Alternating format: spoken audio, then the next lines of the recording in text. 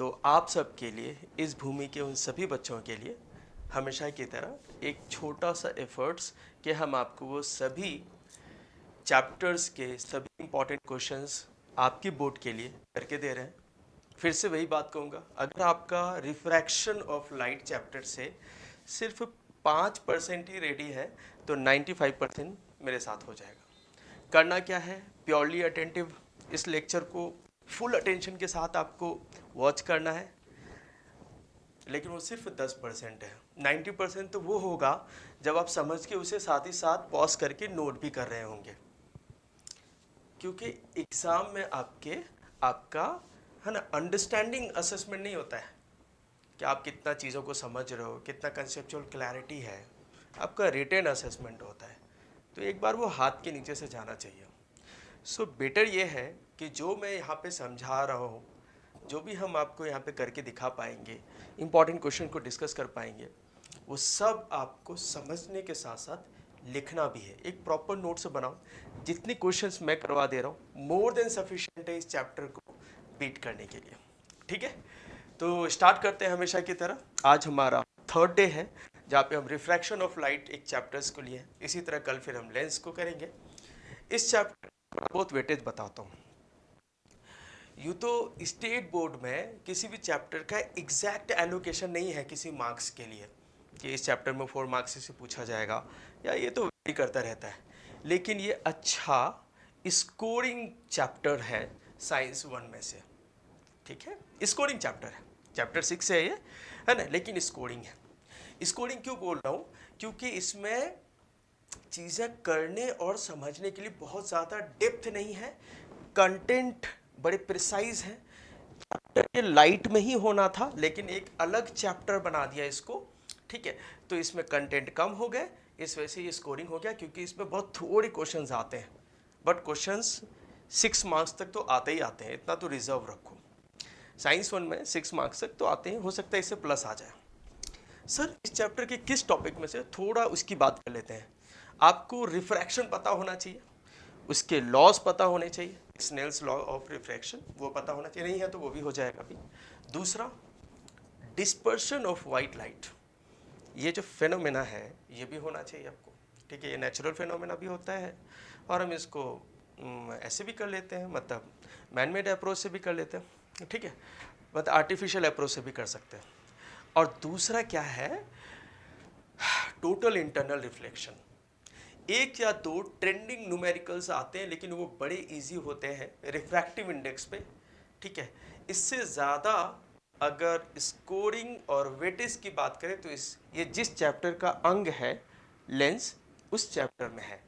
जहाँ पे हम लोग इमेज के नेचर्स पढ़ते हैं, वहाँ पे लेंस फॉर्मूला है, मिरर फॉर्मूला है, वहाँ पे नेचर ऑफ इमेजेस है, मैग्नीफिकेशन है, वहाँ पे इन डेप्थ। फिलहाल चलते हैं। बस रिक्वेस्ट ये है, प्लीज़ कहीं मत जाओ, अटेंटिव होके अटेंड करो, प्रॉपर नोटबुक और पेन लेके बैठ रहे हो और हर एक चीज़ समझ रहे हो, तो ये आपका ही है, ये आपका फुल प्रिपरेशन है इस चैप्टर के लिए। मैं आपको इतना अश्योर कर सकता हूँ कि अगर आप मेरे के तरीके से अगर इस एक एक कंसेप्ट को समझ रहे हो, तो मेरी गारंटी है कि आपकी इस चैप्टर से अगर आपको एक भी क्वेश्चन आता है तो आप कर पाएंगे।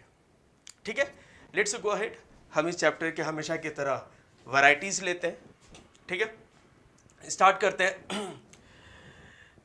हमेशा की तरह एमसीक्यूज पहले करेंगे। ठीक है, तो क्या है, इफ अ रे of light passes from a denser medium, किस मीडियम से जा रहा है बेटा, डेंसर मीडियम से। ठीक है, to a rare medium in a straight line. ठीक है, the angle of incidence must be. सबसे इंपॉर्टेंट ये जानना है कि डेंसर से रेयर में जा रहा है, मतलब मीडियम चेंज हो रहा है। ऑफ कोर्स मीडियम चेंज हो रहे हैं। इन अ स्ट्रेट लाइन कहा जा रहा है कि स्ट्रेट लाइन जा रहा है, the angle of incidence must B क्या होगा। पहले मैं आपको क्वेश्चन का थोड़ा सा समझाता हूं। ये हो गया दो मीडियम का बाउंड्री, है ना, क्या हो गया बेटा, दो मीडियम का बाउंड्री। ये हो गया आपके according to question denser medium. कौन सा मीडियम, डेंसर। सेकेंड जो हो जाएगा अकॉर्डिंग टू क्वेश्चन रेयर, है ना, रेयर मीडियम। अब हम ले लेते हैं एक नॉर्मल, क्या ले लेते हैं बेटा, एक नॉर्मल ले लेते हैं। है ना, जो बाउंड्री पे कितना बनाता है एंगल 90 डिग्री, जो बाउंड्री पे कितना बनाता है 90 डिग्री। अब क्वेश्चन को जरा समझने की कोशिश करो, वो ये कह रहा है कि, है ना, प्लीज अच्छे से समझना, वो ये कह रहा है कि अगर लाइट रे डेंसर मीडियम से रेयर मीडियम में आता है तो दो जो रिफ्रैक्टेड रे है, इंसिडेंट रे नहीं, जो रिफ्रैक्टेड रे है वो स्ट्रेट लाइन है। वो क्या हो सकता है बेटा, वो कह रहा है वो स्ट्रेट लाइन है, ऐसा बोल रहा है। समझो इस चीज़ को, ये बड़ा इंपॉर्टेंट है, अगर आप इस चीज़ को समझ रहे हो तो मज़ा आने वाला है। क्लियर, ये क्या कह रहा है, वो एक स्ट्रेट लाइन है। चलो ठीक है, ये अपना जो रेड है वो आपको स्ट्रेट लाइन कह रहा है कि क्या पॉसिबिलिटीज़ हो सकता है, हमसे पूछा जा रहा है क्या पॉसिबिलिटीज़ हो सकता है। ठीक है, तो सबसे पहले वो कहा जा रहा है कि इंसिडेंट एंगल क्या होगा, है ना, इंसिडेंस, है ना, का एंगल होगा। क्लियर, अच्छे से समझते हैं, क्लियर, बहुत अच्छे से समझो। सबसे पहले ऑफ कोर्स जो लोग, जिन लोगों का आप से कंसेप्ट क्लियर है वो तो तुरंत बोल देंगे sir it's 0 degree, of course है, लेकिन मैं इसको एक्सप्लेन करूंगा, आप इस चीज़ को समझ पाएंगे। टिप्स भी बताते चल रहा हूं, प्लीज उसको ध्यान में रखना। देखो, अगर कुछ ना कुछ एंगल है, 30 है, 60 है, ठीक है, 90 को छोड़कर मैं बताऊंगा आपको। ठीक है, ये सभी क्या है बेटा, ये सभी एंगल ऑफ इंसिडेंस है, लेकिन कौन सा एंगल ऑफ इंसिडेंस इस सिचुएशन के लिए फिट बैठता है उसको अच्छे से समझते हैं। ये दोनों चूंकि 30 और 60 है, ना कि 90 है, ना कि 0 है, तो चूंकि, है ना, ये एंगल नहीं है 0 डिग्री और 90 डिग्री एग्जैक्टली, तो इसका मतलब क्या हो गया, इंसिडेंट रे बेंट हो रहा है, जाहिर सी बात है 30 ये हो जाएगा ऑलमोस्ट, ठीक है, और इससे थोड़ा बड़ा क्या हो जाएगा, इसका जस्ट डबल क्या हो जाएगा बेटा 60, ये वाला आपका 30 डिग्री हो गया और ये क्या हो गया 60। याद है ना, इंसिडेंट रे नॉर्मल से जो एंगल बनाता है वो एंगल ऑफ इंसिडेंस होता है, इतना तो आपको पता है ना। तो वही मैं कह रहा हूं, चूंकि ये ना 0 है ना 30 है, तो चूंकि एंगल जो है वो नॉन जीरो है ना, मतलब 30 और 60, तो बेंट भी होगा, तो बेंट भी होगा। लेकिन वो कह रहा है कि स्ट्रेट लाइन, मतलब बेंट ना होने के लिए जरूरी क्या है, बेंट ना होने के लिए स्ट्रेट लाइन का मतलब क्या हो गया बेटा, स्ट्रेट लाइन का मतलब क्या हो गया, एकदम होशियार बनो, स्ट्रेट लाइन का मतलब क्या हो गया, नो बेंट। नो बेंट कब होता है, टिप से ले लो, नो बेंट कब होता है, नो एंगल पे। नो एंगल बोले तो एंगल ऑफ इंसिडेंस 0 हो जाए, एंगल ऑफ इंसिडेंस 0 हो जाए। बोलो बात समझ में आ रही है, थोड़ा तो समझ में आ रहा है, हाँ सर पूरा समझ में आ रहा है। ठीक है, कहने का मतलब है आपको इंसिडेंट रे किधर से लाना पड़ेगा, क्लियर, कहने का मतलब है आपको इंसिडेंट रे, है ना, इधर कहीं से लाना पड़ेगा, विच इज दिस वन, ये हो जाएगा आपका इंसिडेंट रे। इंसिडेंट रे क्या हो जाएगा बेटा, ये इंसिडेंट रे, क्लियर, इंसिडेंट। अब तुमको पता है incident ray along the path of normal है, तो एंगल कितना बनेगा 0, एंगल कितना बनेगा 0, क्योंकि एंगल ऑफ इंसिडेंस क्या होता है, it is the angle between the incident ray and normal. ये नॉर्मल से मेजर करते हैं, बाउंड्री से मेजर नहीं करते। ये वाला जो पार्ट है ये क्या है बेटा, बाउंड्री, बाउंड्री। अब क्वेश्चन है कि सर 90 क्यों नहीं, अब जरा सोचो, 90 में मैं बहुत कुछ बताना चाहूंगा, आंसर अपना 0 है ना, क्योंकि स्ट्रेट लाइन क्या बोला मैंने बेटे, नो बेंट मतलब no angle, angle no angle बोले तो 0, सो एंगल ऑफ इंसिडेंस 0, इतना सा याद रखो, टिप्स है। लेकिन 90 के बारे में कुछ कहना है मुझे। 90 का मतलब क्या हो गया, अगर एंगल ऑफ इंसिडेंस यहां से आएगा, एंगल ऑफ इंसिडेंस कितना बनाएगा नॉर्मल से 90, कितना बना रहे बेटा 90, ये तो रिफ्रैक्शन हुआ ही नहीं। सर ये कैसी बात कर रहे हो बेटा, क्यों कर रहे हो बताओ। रिफ्रैक्शन क्या है, रिफ्रैक्शन एक ऐसा फिनोमेना है जहां पे लाइट एक मीडियम से दूसरी मीडियम पे जाए तो सही, यहां पे लाइट सरफेस पे है और सरफेस से ही आगे निकल जाएगा, तो मीडियम में एंटर कहां हुआ, और जब मीडियम में एंटर ही नहीं हुआ तो रिफ्रैक्शन कहां हुआ, आया समझ में। तो 90 पे रिफ्रैक्शन होता ही नहीं है, आया क्या समझ में। तो सर 0 पे, है ना, जीरो पे देखो ना, मीडियम बदला, ऑफ कोर्स डेंसर से कहां पे गया, रेयर में। स्पीड बदला, हाँ ऑफ कोर्स स्पीड भी बदला, ठीक है। डेंसर में स्पीड कम होता है, रेयर में स्पीड ज्यादा होता है। और क्या नहीं बदला, एंगल नहीं बदला। जीरो पे आया और जीरो से चला गया। याद रखना ये क्या हो गया, angle of incidence is equal to angle of refraction. फिर से मैं बता रहा हूं, क्या बदला क्या नहीं बदला, मीडियम बदला, यस सर बदला, डेंसर से रेयर, जीरो पे। स्पीड बदला, यस सर बदला, डेंसर में स्पीड कम होता है, रेयर में ज्यादा होता है।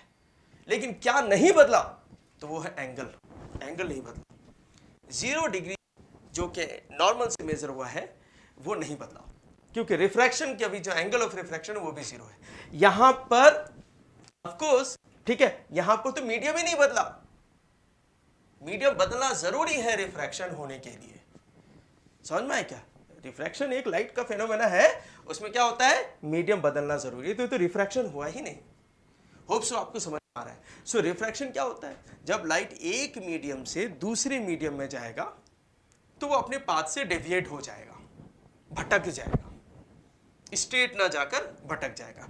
कुछ ऐसा कि ये वाटर है और ये हम ले लेते हैं एक ग्रीन लाइट, शायद आपको नहीं दिखेगा, ये हम लोग थोड़ा डार्क रूम में करते हैं तो इसके पाथ दिखते हैं, क्लियर। ये चूंकि ये ग्रीन है, ठीक, तो चूंकि यहाँ पे लाइट ज़्यादा है तो वो आपको दिखेगा नहीं एक्चुअल में, ये वरना इसके पाथ दिखते हैं। हम एयर से कहाँ पे भेज रहे हैं, वाटर पे, ये दिखता है, समझिए।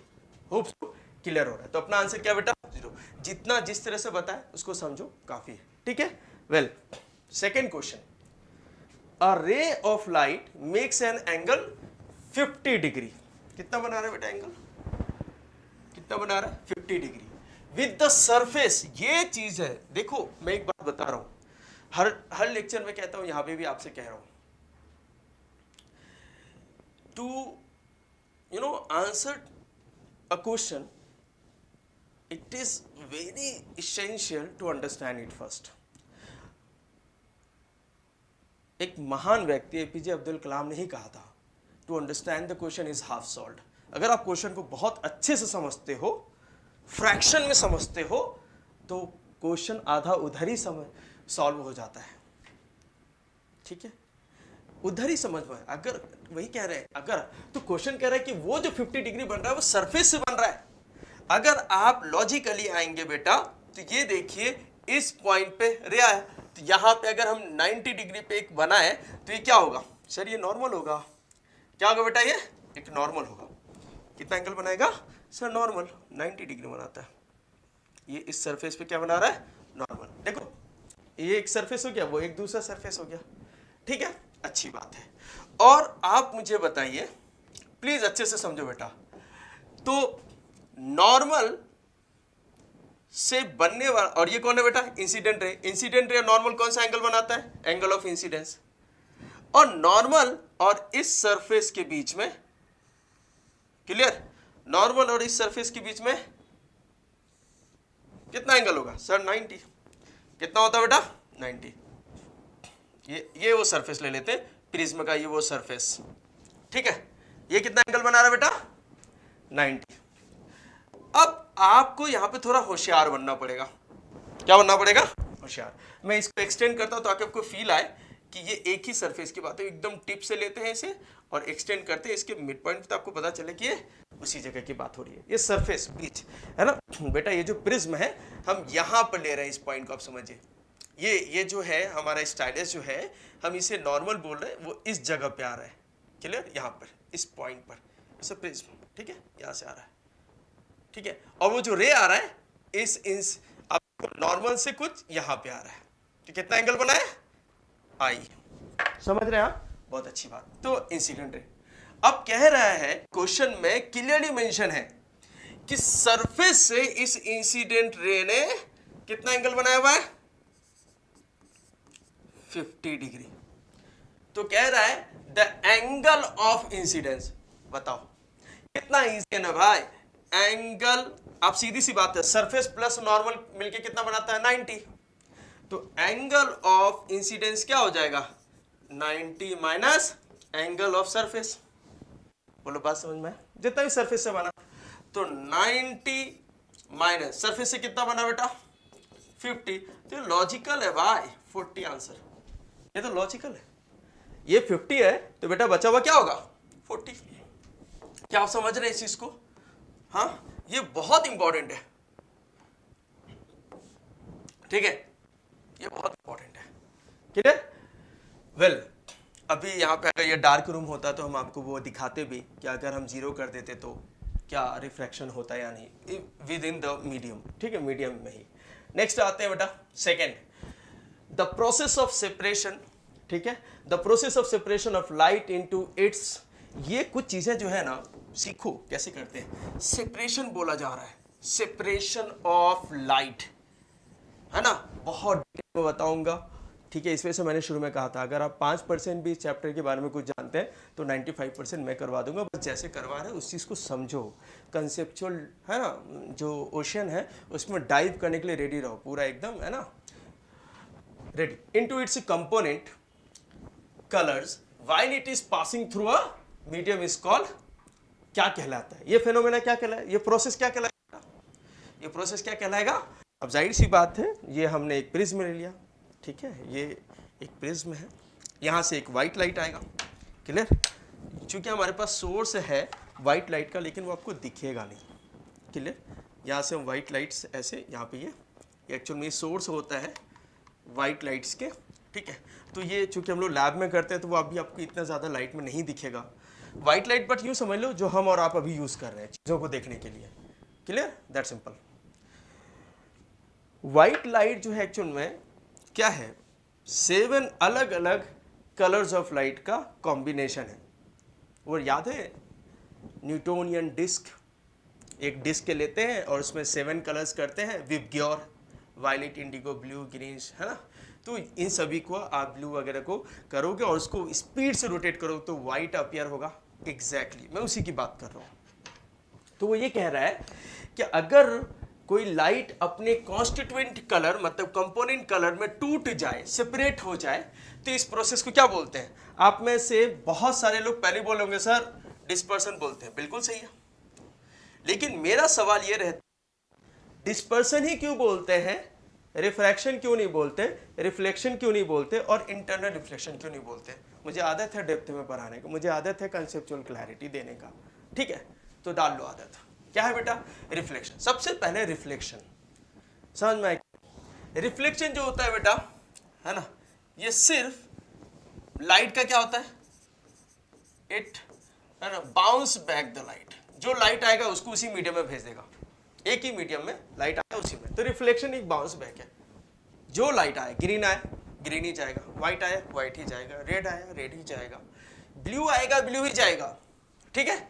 तो सेपरेशन तो हो नहीं रहा, तो ये वाला आंसर है नहीं, ठीक है। सर रिफ्रैक्शन, रिफ्रैक्शन तो हो रहा है ना सर, रिफ्रैक्शन हो रहा है लेकिन रिफ्रैक्शन आंसर नहीं है बेटा। रिफ्रैक्शन क्या होता है, ग्रीन लाइट भी रिफ्रैक्ट करता है, हर एक कलर के लाइट रिफ्रैक्ट करते हैं, ग्रीन करता है, ब्लू करता है, शाइन करता है, मैजेंटा करता है, रेड करते हैं, ब्लू करते हैं, येलो करते हैं, वायलेट करते हैं, इंडिगो करते हैं, सभी रिफ्रैक्ट करते हैं। मतलब सभी कलर के लाइट एक मीडियम से दूसरे मीडियम में जाएंगे तो अपने पाथ से भटक जाएंगे, मतलब डेविएट हो जाएंगे, और इसी को हम कहते हैं रिफ्रैक्शन। बट कलर में नहीं बटेंगे, बट कलर में नहीं बटेंगे। ये देखो ये रेड है और मैं इसको एक रेयर मीडियम एयर से वाटर में डाल रहा हूं, रेड एयर में भी है, रेड कहाँ बेटा, रेड एयर में भी है और वाटर में भी है, रेडी होगा, आप देख पाओगे, क्लियर, ये वाटर में भी रेडी होगा। लेकिन तो यहां पे क्या हो रहा है, it only bent, it only bent, bend the light. हाँ कुछ कंडीशन है यहाँ पे बेंड नहीं होता, जैसे अभी हम लोगों ने पहले में एमसीक्यू में देखा 0 पे बेंड नहीं होता, वो एक्सेप्शन केस है, बट समझो it only bend the light, ये लाइट को तोड़ता नहीं है, ठीक है। लेकिन डिस्पर्सन क्या कर रहा है, इट नॉट ओनली बेंट, ये बेंट भी करता है प्लस लाइट को, है ना, जो व्हाइट लाइट है उसके कॉन्स्टिट्यूएंट कलर पे, कलर में उसे तोड़ता भी है, split split into its constituent colour में तोड़ता भी है। ये है डिस्पर्सन, ये है डिस्पर्सन।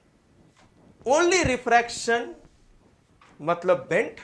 लेकिन अगर जाहिर सी बात है जब हम प्रिज्म से व्हाइट लाइट को पास करेंगे, आया क्या समझ में, तो व्हाइट लाइट में सबसे ऊपर क्या होगा, रेड, सबसे नीचे क्या होगा, वायलेट। तो बेंट भी तो हो रहा है ना, क्योंकि इस डेंसर मीडियम से लाइट रेयर मीडियम में निकला।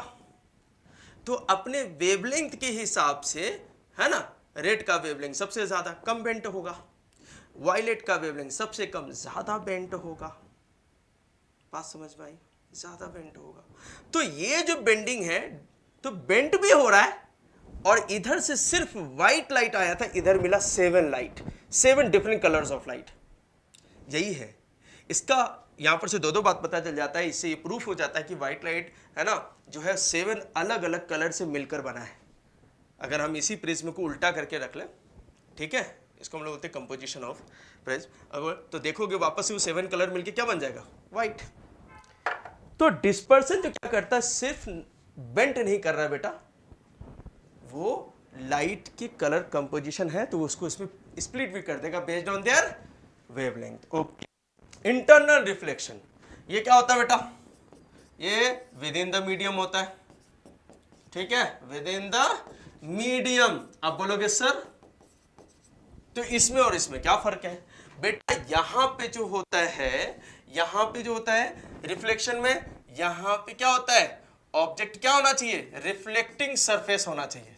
कैसा होना चाहिए, रिफ्लेक्टिंग सरफेस होना चाहिए। और दूसरी बात बताओ सर डिटेल में, डिटेल में ये है कि यहां पे एक ही मीडियम चाहिए होता है, वन मीडियम। इंटरनल रिफ्लेक्शन क्या होता है बेटा, यहाँ पे मीडियम दो है ना, यहाँ पे मीडियम क्या रहता है, 2 मीडियम्स, 2 मीडियम है, बट सोर्स किस में रहेगा, डेंसर मीडियम में। लाइट का जो सोर्स रहेगा वो किस में रहेगा, डेंसर मीडियम, और उसी में फिर लाइट निकल जाए। 2 मीडियम होते हुए भी रिफ्रैक्शन नहीं, रिफ्लेक्शन होना उसी मीडियम में, that is internal reflection. Hope you understand, आपको समझ में आ रहा है, ठीक है। चलो नेक्स्ट में आते हैं। Colour is deviated the least in the spectrum of white. क्या बोला है, सबसे कम डेविएट होने वाला है ना white light obtained with a glass prism. समझो जरा सा, थोड़ा अच्छे से समझो, डिटेल में समझो। मैंने कहा व्हाइट लाइट, ठीक है, व्हाइट लाइट का बेटा वैक्यूम में स्पीड क्या होता है, 3 × 10⁸ मीटर पर सेकेंड। जाने दो इसे, प्रिज्म में जाएगा, डिपेंड करेगा प्रिज्म किसका बना हुआ है, ठीक है, उसका वहां पे रिफ्रैक्टिव इंडेक्स बदल जाएगा। आपको पता है ना, जब रिफ्रैक्टिव इंडेक्स मीडियम का बदलता है तो लाइट रिफ्रैक्ट करती है, मतलब बेंट होगा अपने पाथ से।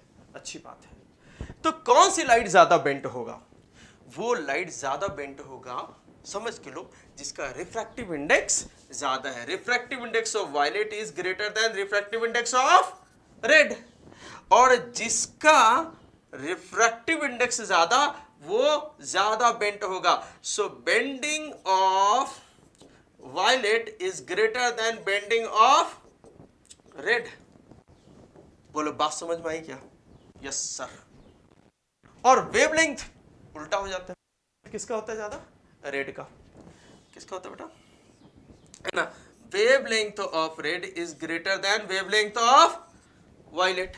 सर कितना होता है, अगर आप इसको न्यूमेरिक वैल्यू में देखोगे तो ये होता है बेटा ऑलमोस्ट 700 है ना नैनोमीटर। बात समझ में क्या, और ये कितना होता है बेटा, ये आपको 300, किसी टेक्स्ट बुक में 350 नैनोमीटर बोलते हैं, तो उस टाइम पे इसे बोलते हैं 750 नैनोमीटर, और फिलहाल अभी हम ले रहे हैं 300 नैनोमीटर। नैनोमीटर क्या है, अरे लेंथ का यूनिट है, 1 nanometre is equal to 10⁻⁹ metre, ठीक है, लेंथ का यूनिट है। वेव लेंथ, तो लेंथ ही मेजर करेंगे ना बेटा, ठीक है। और ये हम लोग पढ़ चुके हैं, ये होता है, अगर आपको याद होगा तो, अगर आपको याद है तो वेवलेंथ क्या होता है, डिटेल में नहीं जाएंगे, बस समझो। क्लियर? तो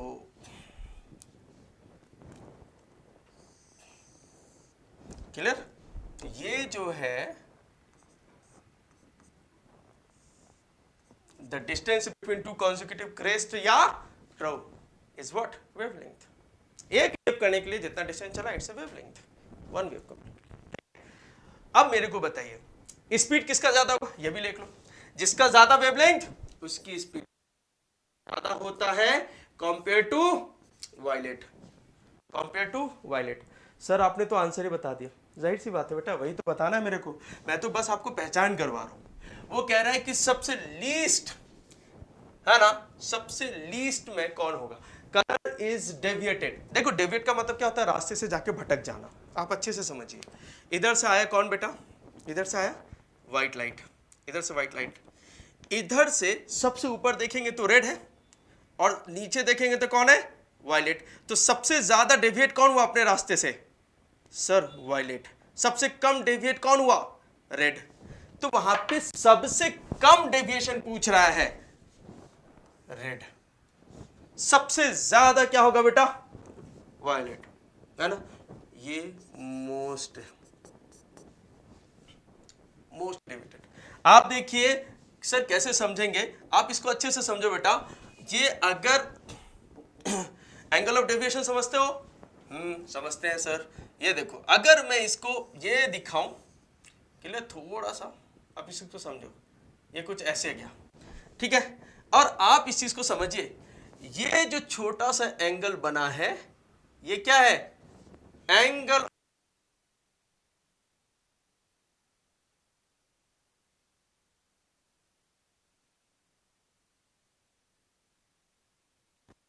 लेकिन इसी से ये क्या है? नॉर्मल बात करेंगे, ठीक है?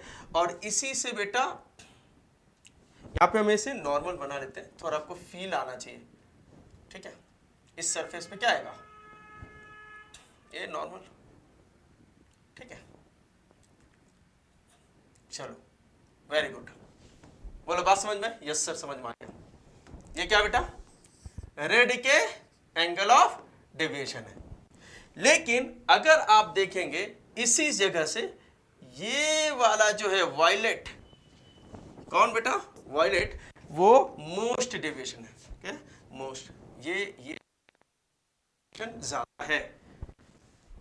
तो हमसे तो वही पूछा कौन सा कलर कम डेविएट होगा, लीस्ट होगा, हमने रेड पे कर दिया।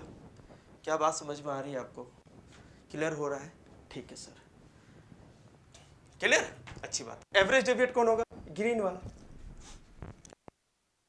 होता है 550 नैनोमीटर। चलो ठीक है, समझ में आ रहा है? यस सर समझ में आ रहा है, ठीक है? तो एंगल ऑफ डेविएशन के अरेंजमेंट में सबसे लीस्ट रेड, सबसे ज्यादा वायलेट, और इसी तरह ये डिक्रीज से इंक्रीज होता जाएगा। क्लियर है बेटा? चलो अच्छी बात है। नेक्स्ट पे आ जाते हैं। नेक्स्ट क्या कह रहा है? क्वेश्चन समझते हैं। क्वेश्चन ये कह रहा है for a particular value of angle of incidence I, ठीक है? The value of angle of refraction becomes equal to 90. So this value of angle of incidence is called, आप समझिए इस चीज को क्या कह रहा है। यहाँ पे मैंने आपको बताया था ना अभी थोड़ी देर पहले, टोटल इंटरनल रिफ्लेक्शन में, टोटल इंटरनल रिफ्लेक्शन में क्या बताया था? दो मीडियम होता है, और सोर्स कहां पे रखते हैं बेटा? जल्दी से बता दो, सोर्स कहां पे रखते हैं? ये सोर्स कहां पर है? डेंसर मीडियम में। वाटर डेंसर है या एयर? एयर क्या बेटा? रेयरर मीडियम है। ये क्या है? डेंसर मीडियम है। और टोटल इंटरनल रिफ्लेक्शन होने के लिए, टोटल इंटरनल रिफ्लेक्शन होने के लिए सोर्स कहां पे रखते हैं? बेस डेंसर मीडियम में। अच्छी बात है। अब क्वेश्चन जो है वो इस स्टेट से, सेकेंड सिचुएशन से। सेकेंड सिचुएशन बहुत अच्छे से समझो, मैं तुम्हें एकदम डिटेल में बता रहा हूं, कंप्लीट पोस्टमार्टम, ठीक है? आप इसको समझोगे ना, आपको समझ में आएगा, अच्छा ये हो रहा है। मैं आपको समझाता हूं। देखो बेटा, पहले तो इसको समझ लेते हैं, फिर ये समझ में आएगा, वो समझ में आ जाएगा, और कंप्लीट आपको फंडामेंटल क्या है ना वो क्लियर हो जाएगा। वो समझाता हूं। क्रिटिकल एंगल क्या है? क्रिटिकल एंगल क्या होता है? ये एंगल ऑफ इंसिडेंस है। सबसे पहले तो आप इसे समझिए, ये क्या है बेटा? ये एंगल ऑफ इंसिडेंस है। क्या है बेटा? ये एंगल ऑफ इंसिडेंस। तो हम उस एंगल ऑफ इंसिडेंस, उस एंगल को क्रिटिकल, उस एंगल ऑफ इंसिडेंस को क्रिटिकल एंगल बोलते हैं जहां पर या जिस पर्टिकुलर उस एंगल पर एंगल ऑफ रिफ्रैक्शन बन जाता है 90 डिग्री। क्या बन जाता है बेटा? 90 डिग्री। मतलब देखो, ये भी तो एंगल ऑफ इंसिडेंस है, बट क्या ये 90 बना? नहीं बना। यहां पे θ2 जो है नॉट इक्वल टू 90 है, तो ये क्रिटिकल एंगल नहीं हुआ। समझ में आ रहा है? ये भी तो एंगल ऑफ इंसिडेंस है, बट क्या ये क्रिटिकल एंगल है? बिल्कुल नहीं। क्यों? क्योंकि यहां पे एंगल ऑफ रिफ्रैक्शन बना नहीं बना। तो जहां पे 90 बन जाए, एंगल ऑफ रिफ्रैक्शन जहां पे 90 बन जाए, तो जिस जगह पे एंगल ऑफ रिफ्रैक्शन 90 बन जाए, तो उस एंगल ऑफ इंसिडेंस को क्या बोलते हैं बेटा? Critical angle. बोलो, बात समझ में आई? यस सर, समझ में आ गई। क्वेश्चन तो समझ में आ गया कि इसे हम लोग क्या बोलते हैं बेटा? Critical angle. लेकिन कहानी और समझो। फर्स्ट स्टेप को क्या समझो बेटा? फर्स्ट स्टेप को। इसका मतलब ये हो गया, समझ के लेना, बहुत इंपॉर्टेंट। अगर angle of incidence is equal to हो जाए क्रिटिकल एंगल के, तो एंगल ऑफ रिफ्रैक्शन हो जाता है 90। Second situation. फर्स्ट में क्या होगा? अगर angle of incidence less than होता है क्रिटिकल एंगल, तो ये सिंपली क्या होता है बेटा? ये सिंपल क्या हो गया? रिफ्रैक्शन। क्या हो गया बेटा? Simple refraction. Simple refraction. बोलो, बात समझ में आया? और अगर एंगल ऑफ इंसिडेंस ग्रेटर हो गया क्रिटिकल एंगल से, तो ये रिफ्रैक्शन है वो इंटरनल रिफ्लेक्शन हो जाता है। Internal reflection. क्या समझ में आया? इससे यह समझ में आया कि critical angle is the boundary between simple refraction and total internal reflection. बात समझ में आ रही है? बात समझ में आ रही है? ये बाउंड्री है। उससे कम होगा तो रिफ्रैक्शन होगा, उससे ज्यादा होगा तो रिफ्लेक्शन होगा। बताओ, खतरनाक कंसेप्ट है ना? एक ही जगह तीनों हो रहा है। टोटल इंटरनल रिफ्लेक्शन भी हो रहा है, रिफ्रैक्शन भी हो रहा है, और न रिफ्लेक्शन हो रहा है न रिफ्रैक्शन हो रहा है। समझ में आ रहा है?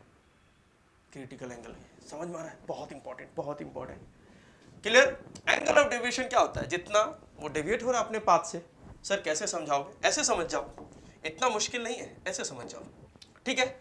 जैसे ये वाला इंसिडेंट रे, इसे ऐसे निकल जाना था, है ना? अपने पाथ से जितना भटक गया, क्या बोलूं बेटा मैं इसको? अपने पाथ से जितना भटक गया, तो ये पाथ से जितना भटक गया, इसे हम लोग क्या बोलते हैं? Angle of deviation. क्या बोलते हैं बेटा? Angle of deviation. ये जो है ना, ये वही है एंगल ऑफ डेविएशन, बट ये तो वो है नहीं। सर एंगल ऑफ रिफ्रैक्शन, वो तो आपको बता ही रहा हूं मैं। नॉर्मल से क्या होता है बेटा? नॉर्मल से जो रिफ्रैक्टेड एंगल बना रहा है, जो रिफ्रैक्टेड रे है, उस एंगल को क्या बोलते हैं? Angle of refraction. यहां पर भी है, यहां पर भी 90 बना हुआ, इधर भी बना हुआ मोर देन 90। बोलो, बात समझ में? क्लियर है? Yes sir. Angle of emergence क्या होता है? अरे किसी भी जगह, आप सपोज कि अभी मैंने आपको यहां पे बताया है ना, ये है। अब इससे जितना भी एंगल्स अब यहां पे निकालना, ये सब क्या है? एंगल ऑफ इमरजेंसी तो है। क्लियर? समझ में? Angle of emergency. तो आप समझो इस चीज को। सो क्या समझ में आ गया? क्लैरिटी आया? समझ में आ गया? ठीक है, अच्छी बात है। आते बेटा नेक्स्ट क्वेश्चन पे। ओके, एमसीक्यू हो गया है खत्म। तो अब हम चलेंगे नेक्स्ट पार्ट में, मतलब नेक्स्ट टाइप के क्वेश्चंस में, और उसे करना है। चलो फिलहाल हम आते हैं, इसे एक्सप्लेन करते हैं आपको। क्लियर? कहा जा रहा है एयर। एयर का रिफ्रैक्टिव इंडेक्स कितना होता है बेटा? बेटा सुन के लेना, एयर और वैक्यूम मतलब नो मीडियम, इसका रिफ्रैक्टिव इंडेक्स ऑलमोस्ट क्या होता है बेटा? 1। क्या होता है बेटा? 1 ही होता है। 1 होता है। ठीक है, इस वजह से जब लाइट अगर आएगा, और इस वजह से तो अभी यहाँ पे लाइट ऐसे आ रहा है, यहाँ पे भी तो एयर है, ठीक है, तो आप देखोगे इसी मीडियम में आपको लाइट ऐसे बेंट नहीं दिखेगा। क्यों? रिफ्रैक्टिव इंडेक्स यहाँ पे भी यही है, वहाँ पे भी यही है। हाँ, अगर लाइट आते आते उसके बीच में कोई और मीडियम आ जाए जिसका रिफ्रैक्टिव इंडेक्स वैक्यूम से या एयर से मैच नहीं करता, तो लाइट बेंट होगा। तो बेंट होने के लिए रिफ्रैक्टिव इंडेक्स का अलग अलग होना जरूरी है। Okay, refractive index of water, of course air ज्यादा डेंसर है कि वाटर? ऑफ कोर्स वाटर, तो एयर से तो ज्यादा ही होगा ना, यहाँ पे सभी ज्यादा है, लेकिन मोस्ट सुटेबल क्या बेटा? 1.33। ओके सर, सिंपल माइक्रोस्कोप क्या होता है? ठीक है, सिंपल माइक्रोस्कोप ये है, परेशान मत हो, इसे हम लोग क्या बोलते हैं? सिंपल, इसे हम लोग बोलते हैं मैग्नीफाइंग ग्लास, देखने के लिए, चीजों को मैग्नीफाई करने के लिए। क्लियर? यही है सिंपल माइक्रोस्कोप। सिंपल माइक्रोस्कोप का मतलब क्या हो गया बेटा? है ना, वन कॉन्वेक्स लेंस। क्या काम करता है ये क्या बनाता है बेटा? है ना, आपको कैसा बनाएगा इमेज? वर्चुअल एंड इरेक्ट, है ना, एंड लार्ज इमेज बनाता है ना, virtual erect and large image बनाता है ना, छोटी चीजों को देखने के लिए होता है। बाबा लोग तो पता नहीं क्या देखते हैं, ठीक है, हालांकि लेंस वही है, मैग्नीफाइंग ग्लास।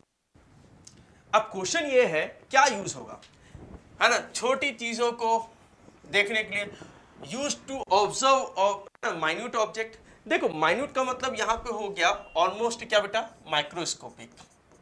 कैसा हो गया बेटा? माइक्रोस्कोपिक। तो मैं आपको बता दूं, माइक्रोस्कोपिक देखने के लिए सिंपल यूज नहीं करते, कंपाउंड माइक्रोस्कोप यूज करते हैं। क्या यूज करते हैं बेटा? कंपाउंड माइक्रोस्कोप यूज करते हैं। कंपाउंड, जिसमें दो कॉन्वेक्स लेंस होता है,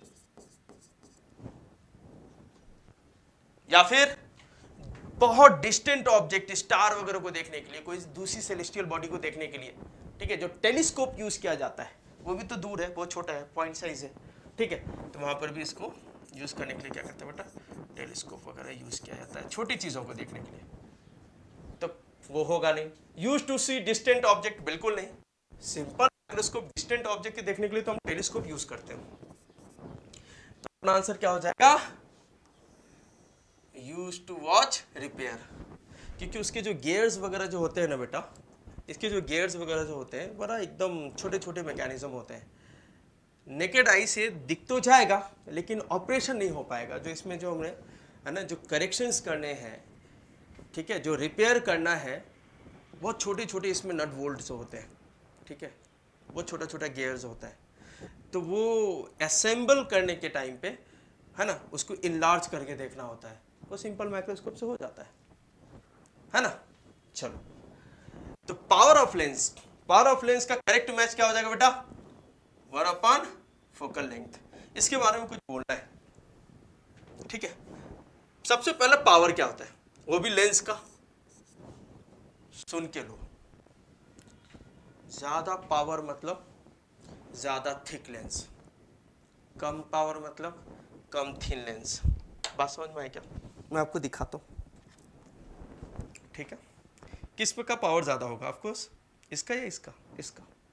ये ज्यादा थिक है, आप देखोगे ये ज्यादा थिक है, ठीक है, ये ज्यादा थिक है। किसका पावर ज्यादा है? ऑफ कोर्स इसका, क्योंकि ये ज्यादा थिक है, सामने से देखेंगे ये ज्यादा थिक है, थोड़ा ये ज्यादा है, तो समझना पड़ेगा। अब क्वेश्चन ये है, जिसका थिकनेस ज्यादा मतलब उसको ज्यादा पावर का लेंस लगा हुआ है, बराबर। पावर में, पावर का फोकस, ये क्या होता है बेटा? Focal length. क्या होता है बेटा? Focal length.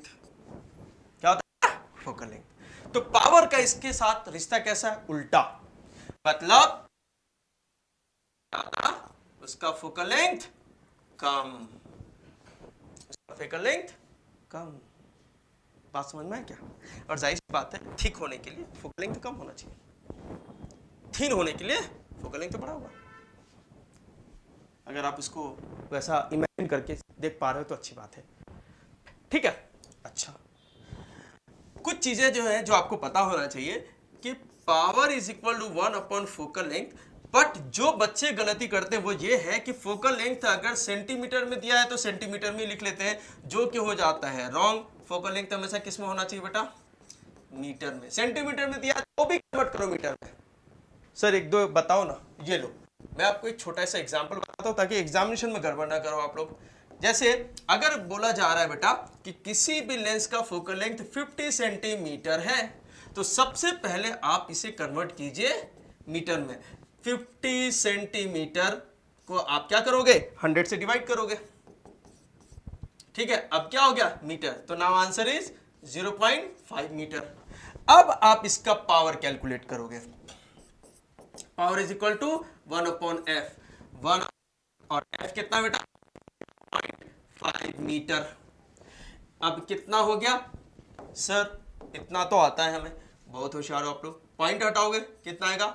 5 1 सा 5 2 सा 2। और 1 अपॉन मीटर को क्या बोलते हैं बेटा? डायोप्टर। मतलब पावर का यूनिट क्या होता है बेटा? डायोप्टर। पावर का यूनिट क्या होता है? डायोप्टर। मैं यहां पे लिख देता हूं, डायोप्टर। डायोप्टर। और कुछ बताऊं पावर को लेकर? बताता हूं तुम लोगों को, अच्छे से समझो। ये कौन सा लेंस है बेटा? सर ये जो आपने पकड़ा है ये है कॉन्वेक्स लेंस। बहुत इंपॉर्टेंट बता रहा हूं, लिख नहीं पाऊंगा, प्लीज नोट करो। कॉन्वेक्स लेंस को क्या बोलते हैं बेटा? Converging lens. कॉन्वेक्स लेंस का फोकल लेंथ क्या होता है? पॉजिटिव। लिखो जल्दी, है ना। इसका फोकल लेंथ क्या होता है? पॉजिटिव। तो पावर भी पॉजिटिव होगा, तो पावर भी पॉजिटिव होगा। ये क्या है बेटा? Concave lens. कॉनकेव लेंस का फोकल लेंथ क्या होता है बेटा? नेगेटिव। तो पावर भी नेगेटिव होगा। बोलो बात समझ में आई? ऐसे क्वेश्चन आ सकते हैं, किसके पावर पॉजिटिव, किसके पावर नेगेटिव। तो कन्वर्जिंग के पॉजिटिव और डाइवर्जिंग के नेगेटिव। बोलो बात समझ में आई? यस सर, क्लियर है? बहुत सही, ठीक है। ये तो आपको H2/H1 कुछ याद है? मैग्निफिकेशन। ओके, ठीक है। चलो नेक्स्ट आता है, अच्छा ट्रू एंड फॉल्स आ रहा है, इसे करते हैं और समझते हैं, ठीक है बेटा। सबसे पहले हाँ, तो हमेशा की तरह the incident ray and the refracted ray of light are on the opposite sides of the normal at the point of incidence. The incident ray and refracted ray बोल रहा है of light are on the opposite sides of the normal at the point of incidence. क्या ये सही है? देखो ये एक मीडियम हो गया, ये आपका नॉर्मल हो गया, एक साइड आपका है ना, एक साइड आपका इंसिडेंट रे आएगा, ठीक है, और दूसरी साइड क्या होगा? रिफ्रैक्टेड रे, है ना। तो इसका अपोजिट ये भी तो हो सकता है, लेकिन क्वेश्चन को अच्छे से पढ़ना पड़ेगा। द इंसिडेंट रे मतलब इसकी बात हो रही है, clear, and the refracted ray of light are on the opposite side of the normal at the point of incidence. तो पॉइंट ऑफ इंसिडेंस के अपोजिट साइड मतलब आंसर सही है। आंसर क्या बेटा? सही। बोलो बात समझ में? सही।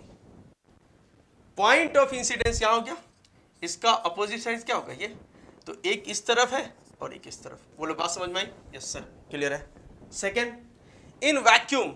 सेकेंड क्या बेटा? हाँ, in vacuum the speed of light depends upon the frequency of light. क्या बात है, क्या बात है। डिपेंड करेगा? डिपेंड करेगा? नहीं, बिल्कुल नहीं करेगा, है ना। तो ये आंसर हो गया फॉल्स। सर क्यों फॉल्स होगा? बेटा बहुत इंपॉर्टेंट बोल रहा हूं, फ्रीक्वेंसी लाइट की जो स्पीड है वो फ्रीक्वेंसी पे तब डिपेंड करेगा जब अदर देन वैक्यूम होगा, मतलब मीडियम होगा। कब होगा बेटा? मीडियम होगा। पढ़े हो ना, refractive index is equal to क्या होता है? Speed of the light in the, है ना, first medium to the medium. First speed of the light in the vacuum to the medium. बोलो बात समझ में आया क्या? तो जाहिर सी बात है मीडियम को अगर आप ये जो light in medium v is equal to क्या लिखोगे, n अपॉन क्या लिखोगे बेटा, c अपॉन रिफ्रैक्टिव इंडेक्स। अब बताओ अब क्लियर है? यस सर अब क्लियर है। अब क्लियर है बेटा, बहुत सही है ना। क्लियर बहुत ज्यादा इंपॉर्टेंट है ना, क्लैरिटी आनी चाहिए। तो स्पीड ऑफ लाइट फ्रीक्वेंसी पे तब डिपेंड करेगा जब अदर देन वैक्यूम होगा, वैक्यूम पे ये डिपेंड नहीं करता। तो पहले बता जा रहा है वैक्यूम पे स्पीड ऑफ लाइट डिपेंड करता है, फ्रीक्वेंसी पे तो नहीं। वाटर पे हाँ करता है, ग्लास पे हाँ होता है, डायमंड पे हाँ होता है, ठीक है, वाटर ड्रॉपलेट्स में होता है, प्रिज्म में होता है। बात समझ में आया क्या? होता है ना। These are the medium. चलो, wavelength of red light is close to, अभी बताया आपको किसकी बात कर रहा है बेटा, रेड लाइट की। एकदम आंसर सही है। आंसर क्या होगा, ये जो स्टेटमेंट दिया हुआ है true. 700 nanometre, where 1 nanometre is equal to होता है 10 टू द पावर -9 मीटर।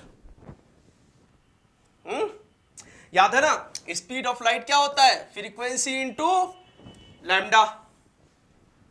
इन दोनों का बनता नहीं है, उल्टा है, फ्रीक्वेंसी जिसका ज्यादा उसका वेवलेंथ कम। क्लियर?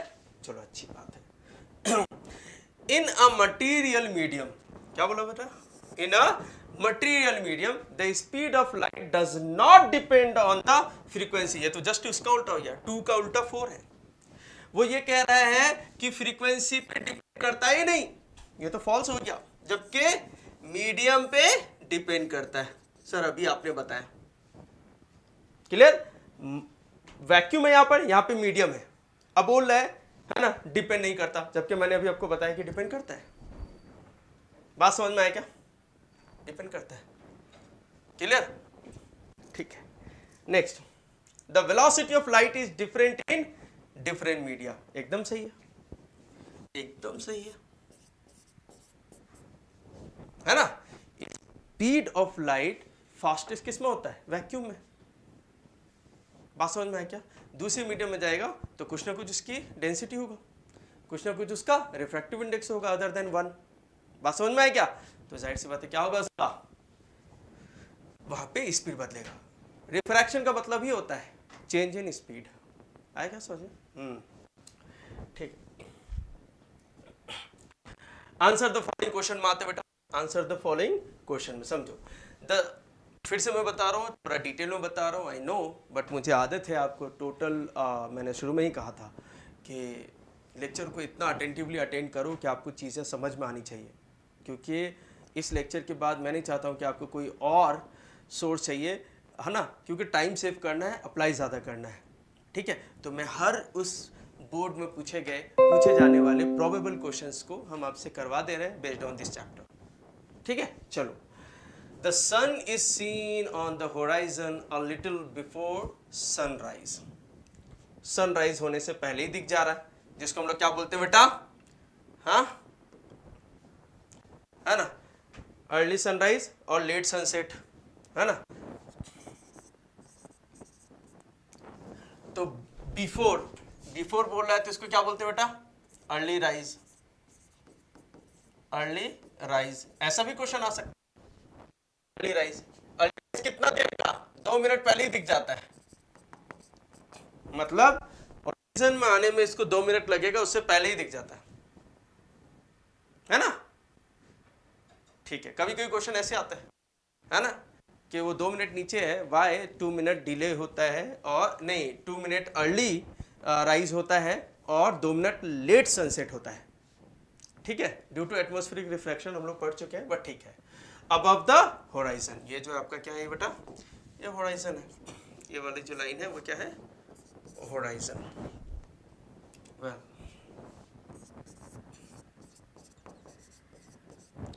होराइजन, बोलो क्लियर है। The sun is seen on the horizon for some times even after sunset. वही कहा है कि चलो यहाँ पे तो अभी राइज हो रहा था, मान लो कि अब सेट हो रहा है, तो सेट होने में भी तो नीचे आ जाएगा, तो भी दिखता रहेगा, 2 मिनट तक दिखता रहेगा, इवन आफ्टर, है ना, सनसेट। सनसेट के 2 मिनट बाद भी दिखता जाएगा। ये क्लियर?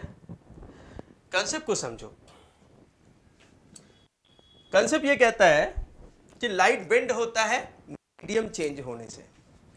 जहां तक आपका वैक्यूम है वहां तक तो लाइट बेंड हुआ नहीं, स्ट्रेट आ गया। फिर जैसे जैसे हम अर्थ करते हैं तो जितना हम अर्थ के करीब जाते हैं डेंसिटी क्या होता है ना, डेंसिटी बढ़ता जाता है। किसका? डेंसिटी ऑफ द मीडियम बढ़ता जाता है। इसका मतलब कि आप अर्थ के सरफेस में जितना रहेंगे वो उतना ज्यादा डेंसर है। तो बाहर वाला क्या होगा? रेयरर होगा। समझो इस चीज को। मतलब लाइट जो ट्रेवल कर रहा है रेयर से डेंसर, रेयर से डेंसर, रेयर से डेंसर, तो बताओ बेंडिंग बढ़ेगा कि नहीं? बढ़ेगा, ऑफ कोर्स बढ़ेगा, है ना। जो डेविएशन है लाइट उतना ही ज्यादा होता जाएगा। अब जाहिर सी बात है, इसे क्या पता कि इसे कौन देख रहा है? सन को पता है क्या इसे कौन देख रहा है? ये तो हर डायरेक्शन में क्या कर रहा है? लाइट इमिट कर रहा है अपने नेचर के हिसाब से, है ना। Due to nuclear fusion reaction की वजह से ये क्या कर रहा है? लाइट इमिट कर रहा है। इसे क्या पता कि इधर कोई उसे इंतजार कर रहा है देखने के लिए? इसे ये बात पता ही नहीं है। अब इसको तो समझो, समझ में आया क्या? और जिधर इसे कोई देखने के लिए इंतजार कर रहा है, इसके राइज होने का वेट कर रहा है, वो खुद एक मीडियम में है। तो मीडियम के हिसाब से क्या होगा बेटा? लाइट बेंट होगा, है ना। वैक्यूम से पहले मीडियम थोड़ा बेंट हुआ, दूसरे में बेंट होता हो गया। तो जितना ज्यादा बेंट होगा, जितना ज्यादा रिफ्रैक्टिव इंडेक्स का डिफरेंस आएगा उतना ज्यादा बेंट होगा। इससे सबसे ज्यादा बेंट कहां पे होता है? लास्ट टाइम जो ऑब्जर्वर को लाइट मिला वो कौन सा मिला? वो कौन सा मिला? ये मिला। इसका मतलब है कि यहां से लेके यहां तक, मतलब इतना सारा एटमॉस्फेरिक लेयर जो है वो क्या है? सेम है। तभी तो यहां पे एकदम स्ट्रेट मिला, वरना यहां पे ही बेंट होता। वो जो लास्ट वाला मिला है वो क्या है? समझो। ऑब्जर्वर को क्या लगेगा? ऑब्जर्वर को लगेगा कि ये लाइट, उसे क्या पता? ऑब्जर्वर हमेशा स्ट्रेट देखता है, उसको थोड़ी ना पता कि लाइट उसको ऐसे बेंट हो के आया, ऐसा घूम कर आया, उसे थोड़ी ना पता है। उसे लगेगा कि लाइट तो बस इधर कहीं से आ रहा है। तो ये वाला जो पोजीशन है इसे हम लोग बोलते हैं रियल पोजीशन। क्या कहते हैं? Real position. इसे क्या बोलते हैं बेटा? Apparent position. क्यों? उसको ऐसा अपीयर हो रहा है। तो ये जो सन का जो है रियल पोजीशन है, ये एपरेंट पोजीशन है। तो इसको ये एपरेंट पोजीशन क्यों दिख रहा है? एक्चुअल रियल पोजीशन क्यों नहीं दिख रहा? Due to atmospheric refraction. Due to atmospheric refraction. समझो।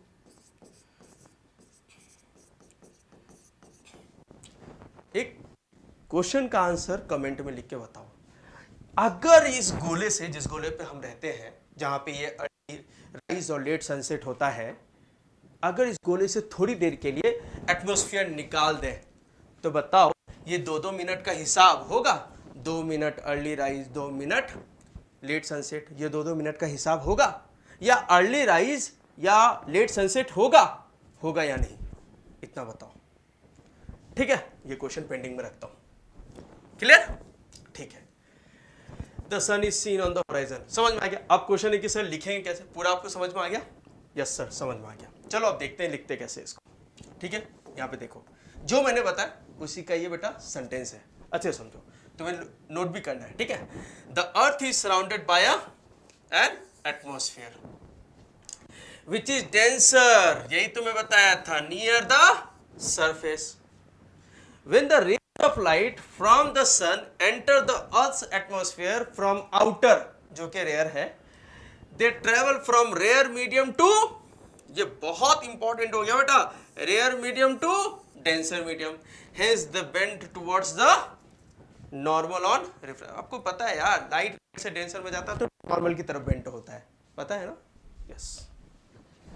Hence even when the sun is below the horizon, उसके नीचे ही रहेगा, तो वाइल राइजिंग और सेटिंग, मतलब जब सन सेट हो रहा हो और राइज हो रहा हो, है ना।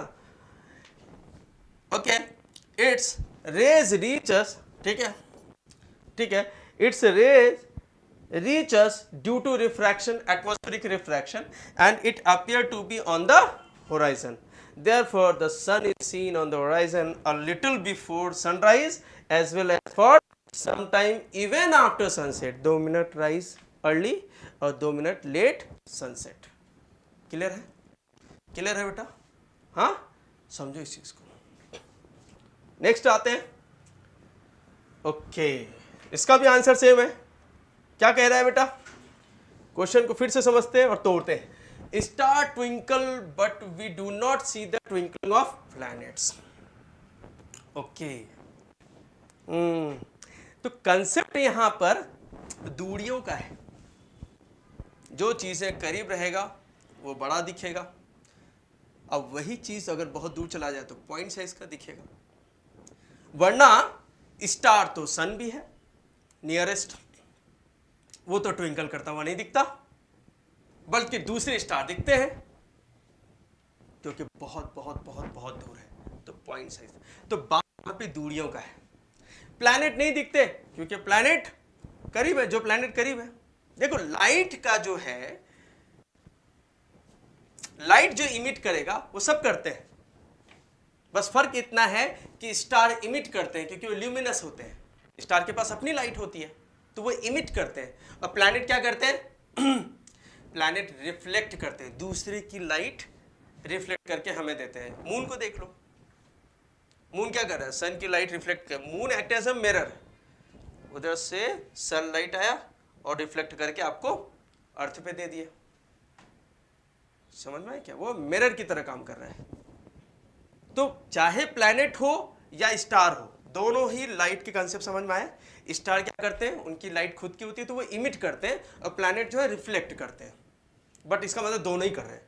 लेकिन क्वेश्चन ये है कि प्लैनेट से आने वाली लाइट वो तो ट्विंकल करते हुआ नहीं दिखता, कम ज्यादा होते हुआ नहीं दिखता, लेकिन स्टार क्यों दिखता है ये समझना पड़ेगा. समझो, stars appears to be twinkling. Twinkling का दूसरा वर्ड क्या बेटा? सिंटलिंग है ना. इसको हम लोग क्या बोलते हैं? सिंटलाइजेशन.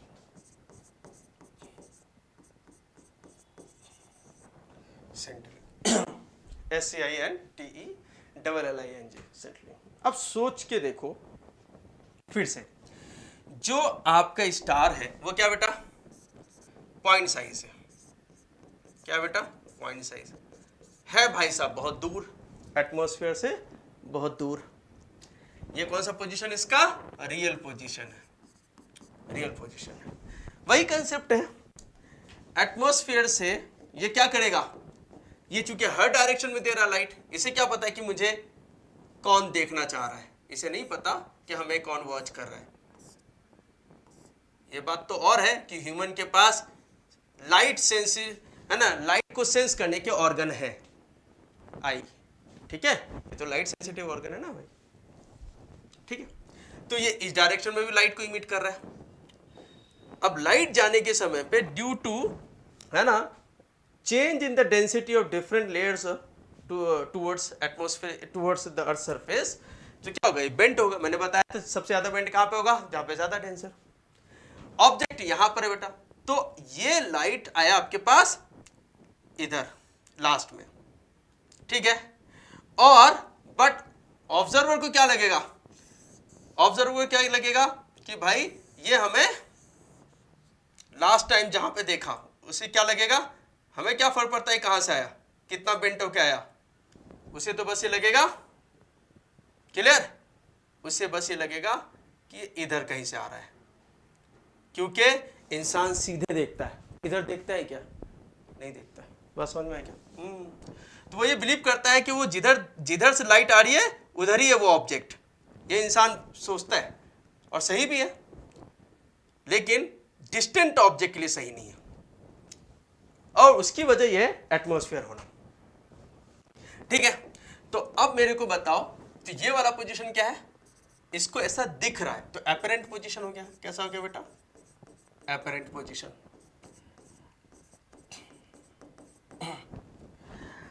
अब कंसेप्ट में डाइव करते हैं, ऐसा क्यों होता है? तो सिंपल आंसर क्या है? Atmospheric refraction. सबसे सिंपल आंसर क्या बेटा? Atmospheric refraction. लेकिन क्वेश्चन ये है कि एटमॉस्फेरिक रिफ्रैक्शन क्यों हो रहा है?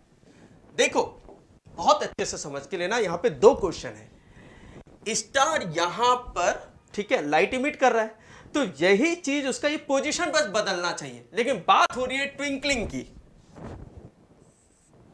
देखो बात हो रही है ट्विंकलिंग की, आप इसको समझिए बेटा, ठीक है।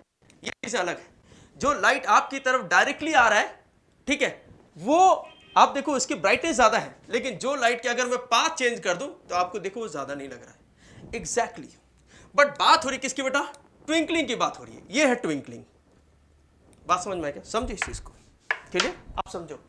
तो क्वेश्चन कह रहा है कि नहीं, यहां पे दो क्वेश्चन है, सोर्स सिर्फ शिफ्ट नहीं दिख रहा है, बल्कि क्वेश्चन यह भी है कि शिफ्टिंग के साथ साथ ये ट्विंकल क्यों कर रहा है ना?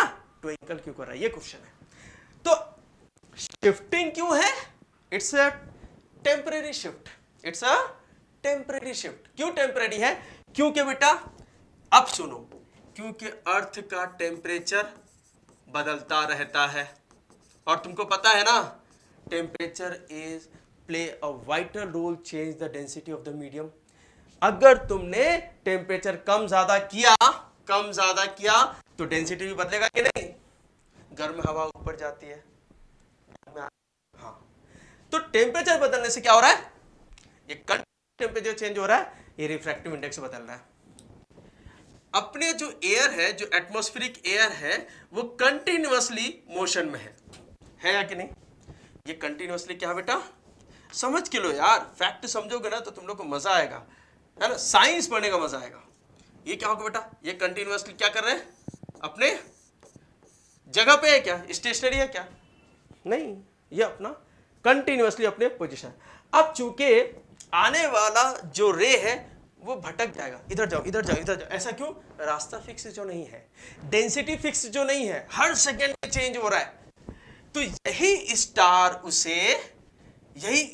उसे यहां पर, समझ के लो बेटा, यही स्टार जो उसे, है ना, यहां पर भी दिखेगा, थोड़ी देर में यहां पर भी दिखेगा, थोड़ी देर में यहां पर भी दिखेगा। समझ के लो, अभी तुम्हें समझाता हूं। एक ही जगह पर वो 4-5 बार दिखेगा, थोड़े ही समय पर। ये इतनी जगह दिखना ही ट्विंकलिंग है।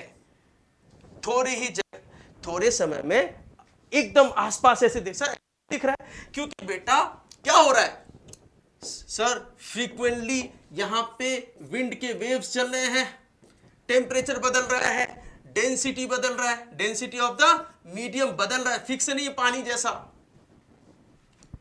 जब इतना बदलेगा, तुमको पता है ना, डेंसिटी बदलता है तो रिफ्रैक्टिव इंडेक्स बदलेगा। चूंकि बदल रहा है तो जाहिर सी बात है, कभी ये बेंडिंग ऑफ लाइट, कभी ये बेंडिंग ऑफ लाइट, है ना, इसे इस एंगल से मिलेगा, इस एंगल से मिलेगा, मतलब थोड़ी थोड़ी देर में बदलेगा। तो एक्चुअल में स्टार ट्विंकल नहीं करता, थोड़े से समय में इसके डिफरेंट पोजीशंस में अपीयर होना ही ट्विंकलिंग है। थोड़े से समय में, ठीक है। अच्छा ऐसे करेंगे, ये ट्विंकलिंग थोड़ी ना बेटा। ट्विंकलिंग क्या होता है? थोड़े से समय में 4-5 पोजीशन में आसपास में दिखना ही क्या है? ट्विंकलिंग। तो ये अपरेंट पोजीशन पे ही ये जो ट्विंकल कर रहा है ये है। तो क्वेश्चन 2 है, अपने रियल पोजीशन से क्यों शिफ्ट हुआ? ठीक है, शिफ्टिंग अलग है बेटा। शिफ्टिंग ये है कि ये अगर लाइट है, ठीक है, वो ये जो सोर्स है वो यहां से यहां पे आ गया, दैट इज द शिफ्टिंग। लेकिन ट्विंकलिंग क्या है? यहां पर तो था, लेकिन ये ट्विंकल भी कर रहा है, ठीक है। तो एटमॉस्फेयर होना इज अ शिफ्टिंग, लेकिन एटमॉस्फेयर की डेंसिटी बदलना हर सेकेंड में, हर क्षण में, यही है ट्विंकलिंग इफेक्ट। बात समझो, यही रीजन है एक्चुअल में ट्विंकलिंग। अगर ये डेंसिटी फिक्स हो जाए, कोई टेम्परेचर नहीं बदल रहा हो, एटमॉस्फेयर अपनी जगह पे रुक गया हो, मूव नहीं कर रहा हो, नहीं मिलेगा ट्विंकलिंग। हाँ शिफ्ट मिलेगा, क्योंकि एटमॉस्फेयर है, शिफ्ट मिलेगा। होप्स आपको समझ में आ रहा है। अब आता है इसके जो हमने पढ़ा है उसका statement. As star is far away, बहुत दूर है, from the earth, it appears as a point source. Source किसका? लाइट का, ठीक है। Air is always in motion, density and temperature of air change continuously. ये बात बहुत इंपॉर्टेंट है ट्विंकल करने के लिए, ठीक है। Resulting in the change the refractive index of air in a given region of space. Hence there is a continuous change in the ये चीजें बहुत continuous change in the apparent position and brightness of star. Hence the star appears to twinkle. अब question है कि planet क्यों नहीं करता? Compared to star, planets are relatively closer. तो वो पॉइंट साइज का नहीं होगा. ये क्या है? पॉइंट साइज का. वो डिस्क शेप का हो जाएगा फिर. Hence planet appears as a collection of large numbers of point source. Planet बड़ा दिखेगा, दिखता है डिस्क शेप, तो इसका मतलब इसमें बहुत छोटे छोटे ऐसे पॉइंट सोर्स हो जाएंगे. Hence through the refractive index of air in a given region of space changes continuously, there is no change in the average apparent position. अब इतने बड़ा ऑब्जेक्ट, देखो छोटा ऑब्जेक्ट तो तुमको ऐसा दिखेगा नहीं, ये वहां पर है वहां पर है, लेकिन बड़ा ऑब्जेक्ट वो कहीं पर भी रहेगा तो आपको दिखेगा ना एग्जैक्ट पोजीशन पे. Clear? And brightness of planet, hence we do not twinkling of planet. Clear? बात बताया था ना, बात दूरियों का है. क्लियर? वेल, न्यूमेरिकल क्वेश्चंस आते हैं इस चैप्टर से, एक रहेगा 2 मार्क्स के, तो बहुत इजी होता है, रिफ्रैक्टिव इंडेक्स पे होता है. कहा जा रहा है कि चलो इसे हम सॉल्व करते हैं और आपको समझना है अच्छे से, एक एक चीज समझना बेटा, तोड़ेंगे. ठीक है? क्वेश्चन क्या है? If the speed of the light in medium, कितना बेटा speed of the light in the medium, तो कितना है 3 है ना. देखो उसमें थोड़ा सा मीडियम लिखा हुआ है, चेंज कर दे रहा हूं मैं, थोड़ा चेंज कर दे रहा हूं, इसको लिख दे रहा हूं 1.5. क्या लिख दे रहा हूं बेटा? 1.5. मिस टाइपिंग भी हो सकता है. 1.5 इंटू 10⁸ मीटर पर सेकेंड. ऐसे ही रहते हैं क्वेश्चन यूजुअली. ठीक है? दोनों सेम नहीं रहेगा, इंडेक्स 1 आएगा, समझो. ओके, मीटर पर second. What is the absolute refractive index of the medium? मतलब रिफ्रैक्टिव इंडेक्स पूछ रहा है कितना होगा, और कहा जा रहा है speed of light in vacuum, मतलब c 3 इंटू 10⁸ मीटर पर सेकेंड. इतना सारा क्या है? गिवन डेटा है. इतना सारा क्या है बेटा? गिवन डेटा है. क्या बोलते हैं इसे हम लोग? गिवन. बोलो, बात समझ में? Yes sir. गिवन क्या है बेटा? ये दिया हुआ है, समझिए इस चीज को आप. ये गिवन है, ये आपका गिवन है. ठीक है? जो नहीं है वो अपने को कैलकुलेट करके निकालना है, ये नहीं है. ठीक है? तो एज वी नो क्या जानते हैं हम कि refractive index is equal to क्या होता है? Speed of the light in the first medium to the speed of the light in the second, या speed of the light in the air to the medium. बात समझ में आई? Yes sir. अब आप यहां से, आपसे क्वेश्चन क्या पूछा है ना? आपसे क्वेश्चन क्या पूछा है? Refractive index. क्या पूछ रहा है बेटा? Refractive index. तो यहां से रिफ्रैक्टिव इंडेक्स निकालेंगे. सी कितना देकर रखा है बेटा? Into 10⁻,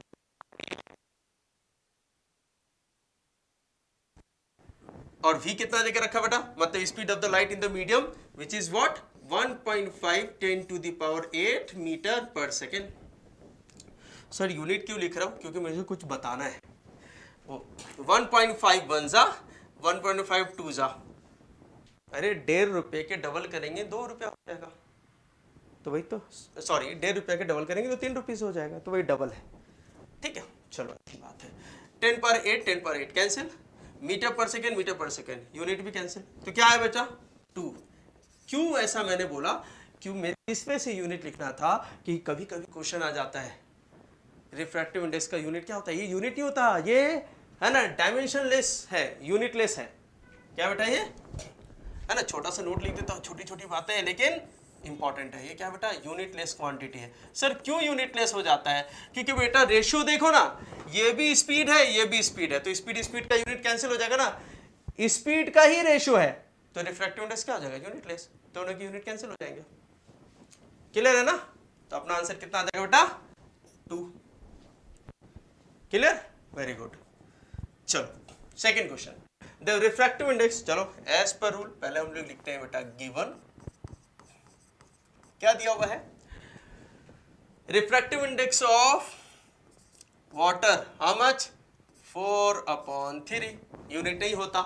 and the speed of the light in air speed of the light in air कितना है बेटा, 3 इंटू 10⁸ मीटर पर second. Find the speed of the light in water, मतलब आपको चाहिए speed of the light in water, बोले तो medium में कितना होगा। फिर से वही लिखेंगे, क्या लिखेंगे, जैसा कि हम और आप जानते हैं, as we know refractive index is equal to क्या होता है बेटा, speed of the light in the first medium to the second medium. Second medium बोले तो बेटा मैं यहाँ पे वाटर ले रहा हूँ, बोलो बात समझ में आया क्या, ठीक है। वहाँ पे है ना एयर बोला है, तो अभी हम लोग इसको कैसे लिखते हैं, और ये भी लिखने का तरीका सीख लो, water with respect to air, water with respect to air, refractive index of water with respect to air, ठीक है, जो कि ये है एयर में। चलो अब अपने को क्या चाहिए बेटा, सर अपने को ये चाहिए speed of light in water, तो आप इसको अलग कर लो, क्रॉस मल्टीप्लीकेशन। क्या करेंगे बेटा, सर क्रॉस मल्टीप्लीकेशन, इधर ये आ जाएगा, ये नीचे चला जाएगा, तो अपना आंसर किस तरह से आएगा, तो अपन सबसे पहले फॉर्मुलेशन कर लेते हैं। तो C अपॉन क्या आ जाएगा, रिफ्रैक्टिव इंडेक्स, वैल्यू सब्स्टिट्यूट कर दीजिए। C की वैल्यू कितना बेटा, 3 इंटू 10⁸ मीटर पर सेकेंड। रिफ्रैक्टिव इंडेक्स की वैल्यू कितना बेटा, 4/9, बोलो बात, सॉरी 4/3, 4/3, ये क्लियर, ये 3 उससे मल्टीप्लाई होगा कितना हो जाएगा बेटा 9, तो अपना आंसर क्या आ जाएगा 9/4 इंटू 10⁸ मीटर पर सेकेंड। वैसे भी आप स्पीड निकाल रहे हो तो यूनिट तो रहेगा ना, बोलो बात समझ में आ रही है, यस सर, पूरा क्लियर है ना बेटा, वेरी गुड। चलो इस टाइप के भी क्वेश्चन कर लेते हैं, लेकिन उसी टाइप के क्वेश्चंस आते हैं, वो आप ध्यान में रखिए, ठीक है, थोड़ा ध्यान में रखो। एक मिनट देखें किसका कॉल आ रहा है, चलो ठीक है, अच्छा है। कहा जा रहा है the absolute refractive index, given given given, क्या लिखेंगे बेटा, सबसे पहले गिवन क्या है, absolute refractive index of glass and water. तो रिफ्रैक्टिव इंडेक्स ऑफ ग्लास कितना दिया बेटा 3/2, रिफ्रैक्टिव इंडेक्स ऑफ वाटर कितना देकर रखा है बेटा 4/3 रेस्पेक्टिवली। चलो what is the refractive index of glass with respect to water, अरे अरे अरे फॉर्मूला जानते हैं बेटा हम लोग, बिल्कुल जानते हैं, एज वी नो, क्या जानते हैं हम कि रिफ्रैक्टिव इंडेक्स ऑफ ग्लास क्या होगा, स्पीड है ना, speed of the light in the air to the glass, तो स्पीड इन ग्लास। सिमिलरली क्या होगा बेटा, जल्दी बोल दो, सिमिलरली क्या होगा, refractive index in water, water का क्या होगा स्पीड ऑफ द लाइट है ना, C upon speed of the light in water, बोलो क्लियर है, यस सर क्लियर है। उससे पूछा ग्लास से वाटर में, तो अपन क्या लेंगे बेटा speed of the light in glass with respect to water, C से C कैंसिल हो जाएगा, होगा कि नहीं, बिल्कुल होगा सर। तो जाहिर सी बात है स्पीड ऑफ वाटर अपॉन क्या आएगा, जाहिर सी बात है नीचे है तो बेटा है ना, ग्लास वाला पार्ट नीचे आ जाएगा, और जो वाटर वाला है ऑलरेडी वो ऊपर चला जाएगा, C से C कैंसिल होगा। करके दिखाओ, करके दिखा देता हूँ, देखो तो ग्लास का क्या लिखेंगे बेटा C upon speed of light in glass, C upon speed of light in water,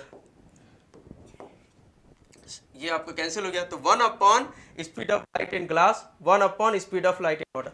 इसको आप जब रीअरेंज करेंगे तो क्या मिलेगा, speed of light in water upon speed of light in glass, clear हो गया।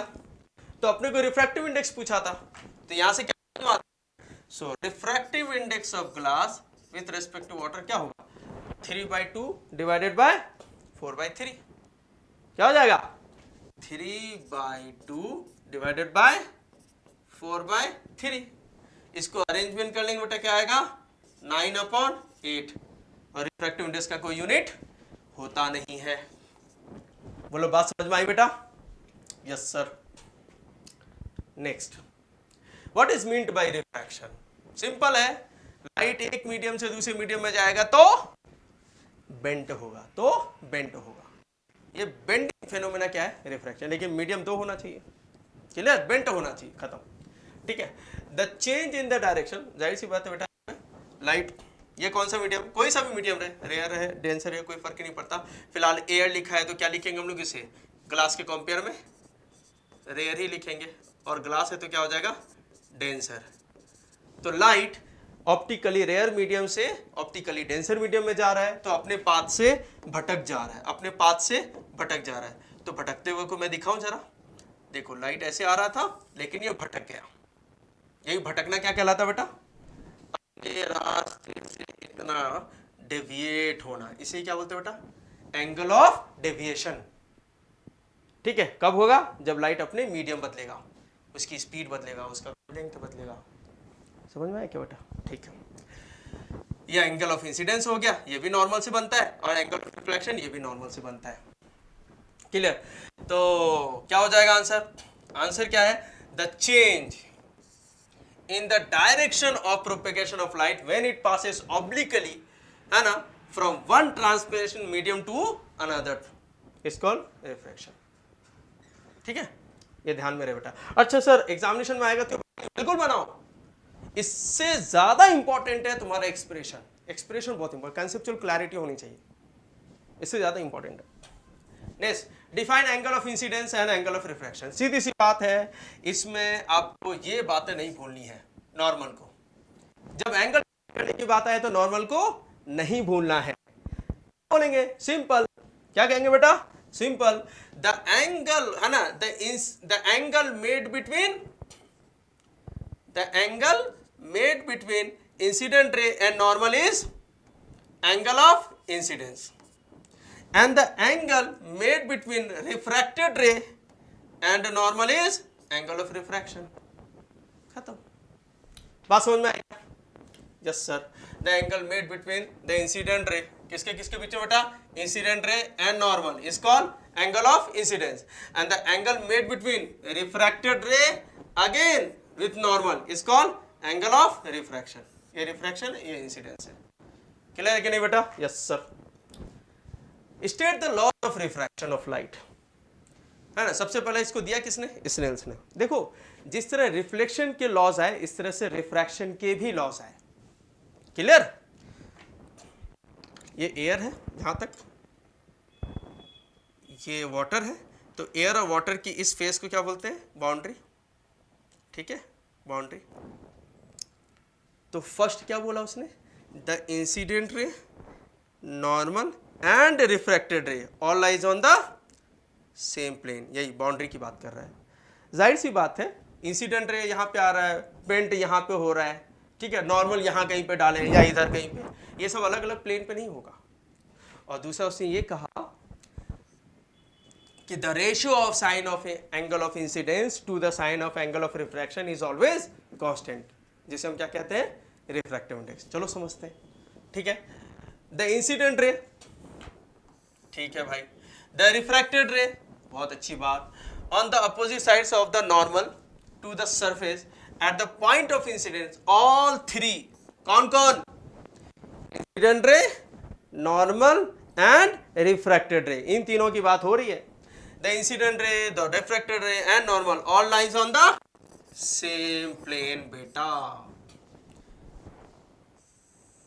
है ना, ये क्या होगा, नॉर्मल। अब बात करें किसकी, है ना, incident ray, refracted ray and normal all lies on the same plane, इसकी बात हो रही है।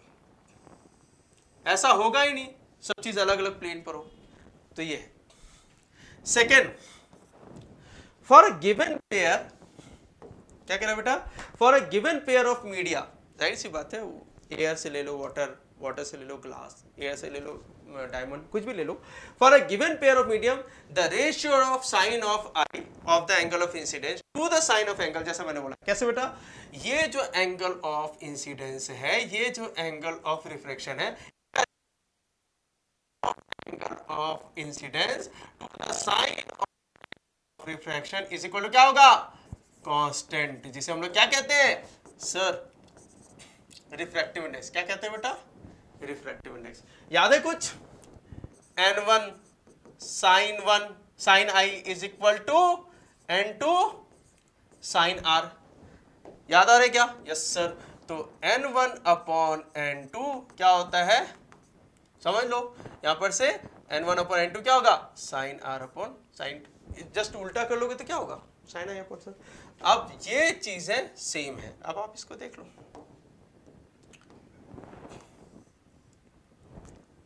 तो वही चीज कह रहा है, इनका रेशियो क्या होगा कांस्टेंट। उस कांस्टेंट को क्या बोलते हैं रिफ्रैक्टिव इंडेक्स, स्नेल्स की law. Well observe the given figure and answer the following question. बोल रहा है नेम द प्रोसेस, कौन सा प्रोसेस हो रहा है बताओ यार, कौन सा प्रोसेस हो रहा है। लाइट एक मीडियम से दूसरे मीडियम में जा रहा है, पहले से बता दिया गया है कि ये मीडियम एयर है, ये मीडियम, तो जाहिर सी बात है दोनों का रिफ्रैक्टिव इंडेक्स अलग, और ये दिख भी रहा है कि angle of incidence is not equal to angle of refraction. ये इक्वल टू होता है रिफ्लेक्शन में, नॉट रिफ्रैक्शन में। तो क्या हो जाएगा, कौन सा प्रोसेस हो रहा है रिफ्रैक्शन। कौन सा प्रोसेस हो रहा है बेटा रिफ्रैक्शन। जब लाइट एक मीडियम से दूसरे मीडियम में जाती है तो अपने पाथ से डेविएट हो रहा है। Clear. State the two laws, इसके बारे में क्या बोलूं, ये है फर्स्ट लॉ सेकंड लॉ। बोलो क्लियर है बेटा? Yes sir. फर्स्ट लॉ क्या बेटा, the incident ray, normal and refracted ray, इसको भी वैसे ही दिखा देता हूं फीलिंग के साथ, है ना। द इंसिडेंट रे, नॉर्मल, है ना, and refracted ray all lies on the same plane, all lies on the same plane, same plane पे होगा। और दूसरा क्या था, है ना, the ratio of sine of angle of incidence to the sine of angle of refraction is constant, जिसे क्या कहते हैं refractive index. Clear. Define the refractive index of the second medium with respect to the first medium. भाई तो होता है बेटा, it is the ratio.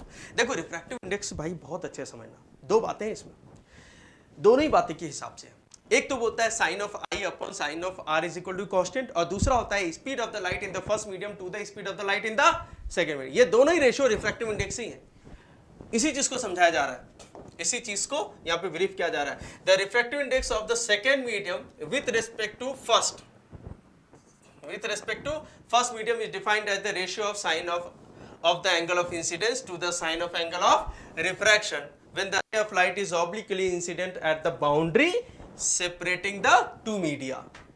Media is the plural word medium, ठीक है, and travels from first medium to the, मतलब ये क्या कह रहा है, वो ये कह रहा है कि sin of I upon sin of R is equal to refractive index। First वाला ये कह रहा है, इसी का ये शब्द है एलैबोरेटिव फॉर्म में। Next, the refractive index of the second medium with respect to the first medium is defined as the ratio of the magnitude of the velocity of light in the first medium to the second medium. ये वाला क्या कह रहा है, ये इधर बता देता हूं। ये कह रहा है कि refractive index is equal to होता है speed of the light in the first medium to the speed of the light in the second medium. अब वो कुछ भी हो सकता है, फर्स्ट मीडियम वैक्यूम हो सकता है, एयर हो सकता है, कुछ भी हो सकता है भाई। और नीचे वाला ये भी कुछ भी हो सकता है, वाटर हो सकता है, ग्लास हो सकता है, प्रिज्म हो सकता है। यही इसी रेशियोज को क्या बोलते हैं हम लोग बेटा, रिफ्रैक्टिव इंडेक्स। चलो नेक्स्ट आता है एब्सोल्यूट रिफ्रैक्टिव इंडेक्स। बड़ा इजी, एब्सोल्यूट मतलब रिफ्रैक्टिव इंडेक्स क्या होगा बेटा, speed of the light in the vacuum upon speed of the light in the medium. बस ये हो गया एब्सोल्यूट। इसी को शब्द में लिख लो, मिल जाएंगे तुम्हारे 2 marks. The absolute refractive index is a medium defined as the ratio of the magnitude of the velocity of light in the vacuum to the magnitude of the velocity of light in the medium. बात समझ में आई बेटा? Good. Next, ठीक है, ज्यादा नहीं करेंगे, chapter के ऑलमोस्ट करने। याद रखना इसी कॉन्सेप्ट पे बस क्वेश्चन थोड़े से ट्विस्ट करके आते हैं, सफल करके आते हैं, बट रहते यहीं से, इससे बाहर नहीं रहेगा। What do you mean by dispersion of light and what is spectrum of light? भाई समझ के रखो, डिस्पर्शन क्या होता है, रिफ्रैक्शन तो है, बेंडिंग तो है, बट यहाँ पे व्हाइट लाइट स्प्लिट होता है into its 7 constituent colour. VIBGYOR याद है ना बेटा? क्या याद है सर? विबग्योर याद है ना? VI, चलो यहाँ पे कौन सा कलर ज़्यादा, मैं यहाँ पर से लिख देता हूँ VIBGYOR, विबग्योर। और ये जो कलर बैंड जिस स्क्रीन पे मिलता है उसको क्या बोलते हैं? स्पेक्ट्रम। स्पेक्ट्रम, ठीक है। तो डिस्पर्शन क्या है? Splitting of white light into its 7 constituent colour on passing through, है ना, प्रिज्म। वाटर ड्रॉपलेट, जरा सोचो, एक क्वेश्चन और देता हूं, जरा सोचो, रेनबो फॉर्मेशन विदाउट डिस्पर्शन के पॉसिबल है? अगर व्हाइट लाइट जो आया है ना, तो रेनबो फॉर्मेशन क्यों हो रहा है? सिंपल है भाई, जो वाटर के जो ड्रॉपलेट्स हैं वो यही प्रिज्म की तरह काम करते हैं, वो आने वाली व्हाइट लाइट को तोड़ देते हैं, इसमें से रेनबो तो एकदम कलर स्पेक्ट्रम दिखता है उसमें। डिस्पर्सन वहां पे इसेंशियल प्रोसेस हो गया नहीं? Good.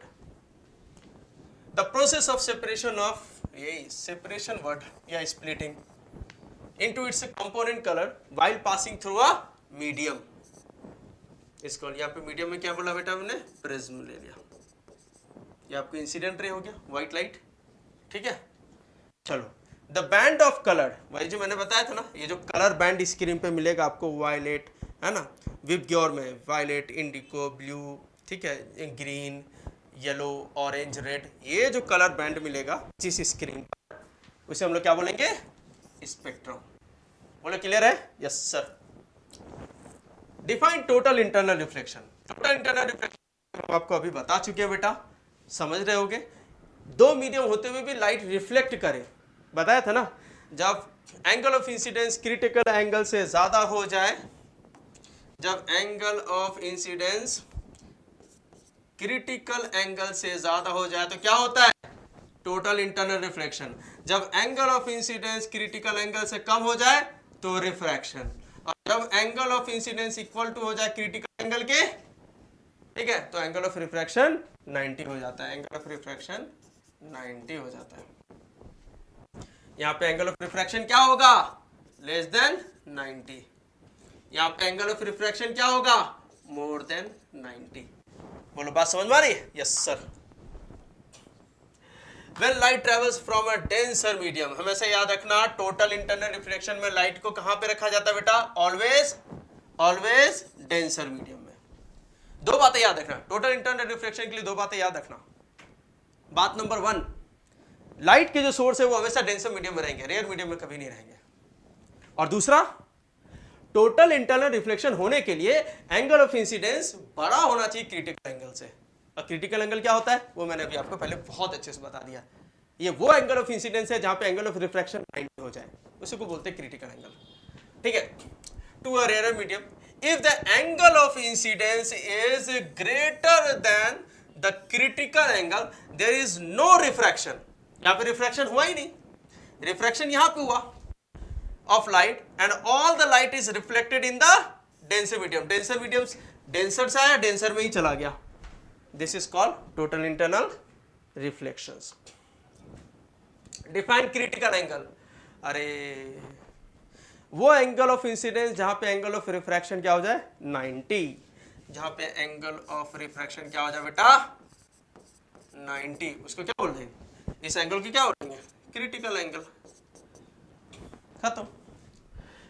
When light travels from a denser medium to a rarer medium, the angle of incidence for which the angle of refraction become 90 is called critical angle.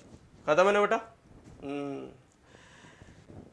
चलो यहां तक हमने आपको ये चैप्टर हर एक चीज करवा दिया। इसी में ट्विस्टेड क्वेश्चंस आ सकते हैं, लेकिन जितना भी ट्विस्टिंग पॉसिबल है हमने आपको सब बता दिया है। बिलीव मी, ट्रस्ट में, अगर आपने मेरे इस सेशन को पूरे अच्छे तरीके से देखा है, वैरायटी ऑफ क्वेश्चंस को देखा है, क्वेश्चंस के डाइवर्स नेचर को देखा है, तो आपसे इस चैप्टर से पूछे गए एक भी सवाल नहीं छूटने वाले, ठीक है। बस ज़रूरी ये है कि आप इसे बहुत सिंसियरली नोट करते हुए चल रहे हैं, समझ रहे हैं, है ना? That's fine. फॉर अब हम नेक्स्ट चैप्टर के लिए मूव करेंगे। नेक्स्ट चैप्टर हमने शुरू में ही बताया कि अब हम कल जो है लेंस के बना के देंगे आपको, ठीक है, इसी तरह आपको जिन जिन चैप्टर्स का चाहिए आप कमेंट में बता सकते हैं। ठीक है, definitely I will be with all those content in the very next session. Thank you.